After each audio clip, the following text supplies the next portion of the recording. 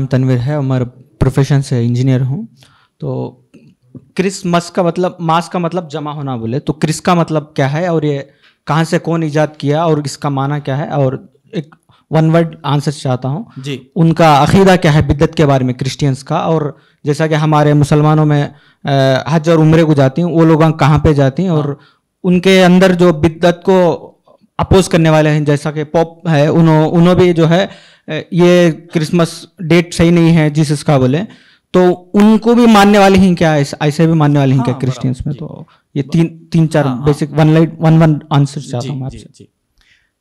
Christmas का जैसा मैंने बताया कि जीसस क्राइस्ट कुरान मजीद में आप पढ़ेंगे तो ईसा मसीह कहा गया, ईसा मसीह, असल उसको अरामाइक लैंग्वेज में ईसू कहते हैं। जीसस कैसा आया? जीसस की स्पेलिंग क्या है बोलिए? एस, जे निकाल दिए, एस निकाल दिए तो क्या बचा? ईसू बचा। ईसू को जे सामने लगा दिए, पीछे एस लगा दिए तो क्या बन गया? जीसस। तो इनका काम हर चीज को जे लगाना इनका काम है।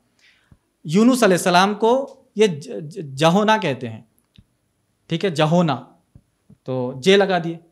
जेहोवाज विटनेस इनके पास है तो जे लगा दिए। तो जे लगाने की आदत है, कई सारे रसूलों के, नबियों के नाम को जे लगाते गए। तो ईसा अलैहिस्सलाम को ईसू था, सामने जे लगाए, पीछे एस लगा के जीसस कर दिया, ठीक है। ये नाम ईसा, ईसू, जीसस हो गया। क्राइस्ट यानी मसीह किसे कहते हैं? अनॉइंटेड करे गए, जिनको अल्लाह की तरफ से अनॉइंटेड मिला, वो मसीह करे गए। ये पूरा डिस्क्रिप्शन कुरान में है, वो लंबा है।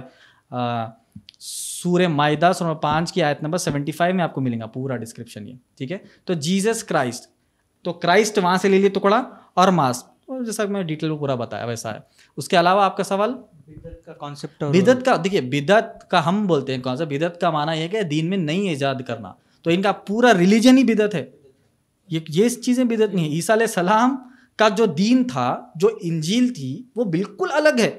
और जैसा कि मैंने बताया, ये ऑपोजिट क्यों हुआ? क्योंकि पॉल ने आकर ईसा अलैहिस्सलाम के पूरे तालीमात को उल्टा कर प्रेजेंट किया और किताब बनाई। ये तो पूरा दीन ही इनका भी एक मानों में नया इजाद और नया बिदअत हो गया। तो इनके फॉलोअर्स बहुत ज़्यादा है, बिलियंस, जैसा पता है 3 बिलियन है आज, 300 करोड़ क्रिश्चियंस है। और जो पोप बेनेडिक्ट 16 है, उनके बहुत फॉलोअर्स है। वेटिकन सिटी रोम में जाइए तो वेटिकन सिटी रोम में 100% वहाँ पर आपको क्रिश्चियंस मिलेंगे। रोमन कैथोलिक, प्रोटेस्टेंट्स बहुत कम जाते हो उधर। तो जैसा आप बताया कि हज उम्रा जैसा हम जाते हो, कहाँ जाते हो? तो वेटिकन सिटी जाते हो, रोम में जाते। पोप भी वहीं रहता, पोप फ्रांसिस भी वहीं है, वहीं से पोप को सेलेक्ट किया जाता। तो वेटिकन सिटी रोम में जो है पोप को सेलेक्ट किया जाता है। और उसके अलावा उधर आते वो लोग उम्रा करने के लिए, हज करने के लिए, जैसा वैसा। उम्रा हज नहीं, उनकी वहाँ बड़ी सिटी है, उनकी एक वो बड़ी सिटी है वहाँ पर, इसलिए जाते वैसा।